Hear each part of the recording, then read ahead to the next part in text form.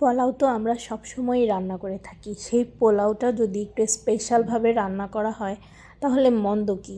অনেক সময় আমাদের বাসায় স্পেশাল গেস্ট আসে বা একঘেয়েমি পোলাও খেতে আমাদের একটু বোরিং লাগতে পারে। সেই জন্য আমি আজকে নিয়ে আসলাম আপনাদের জন্য কাবাব পোলাও। যদিও আমি জানি না এমন পোলাও এক্সিস্ট করে কি না, এটা সম্পূর্ণই আমার রেসিপি। সবাইকে আসসালামু আলাইকুম। আমি যে কিছুদিন আগে কাবাবের রেসিপি দিয়েছিলাম, তখন আমি এই ছোট ছোট কাবাবগুলোও বানিয়ে রেখেছিলাম কাবাব পোলাও বানানোর জন্য।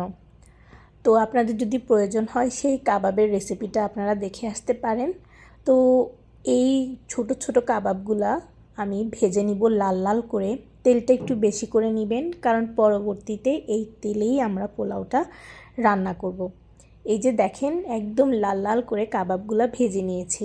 আপনারা চাইলে কিন্তু মুরগির মাংসর কাবাব তৈরি করেও এই পোলাওটা রান্না করতে পারেন।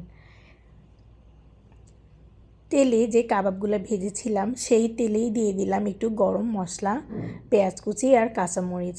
এগুলাকে ভালো করে নেড়ে চেড়ে একটু ভেজে নিয়ে দিয়ে দিব অল্প একটু আদা বাটা আর রসুন বাটা।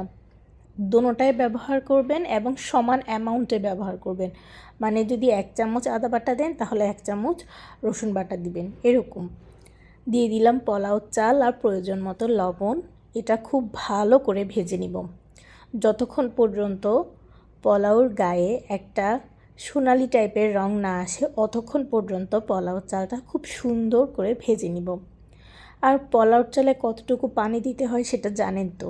ঠিক যেটুকু চাল নেবেন তার দ্বিগুণ পানি দিবেন, এবং পানিটা অবশ্যই হবে ফুটন্ত গরম পানি।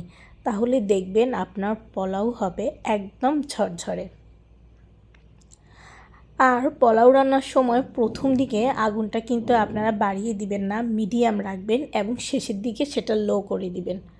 পোলাও যখন আর 2 থেকে 3% কুক হওয়ার বাকি থাকবে তখন আপনারা দিয়ে দিবেন আগে থেকে ভেজে রাখা কাবাব আর বেরেস্তা। এই পোলাও স্বাদটা কিন্তু নিয়ে আসবে বেরেস্তা আর এই কাবাব।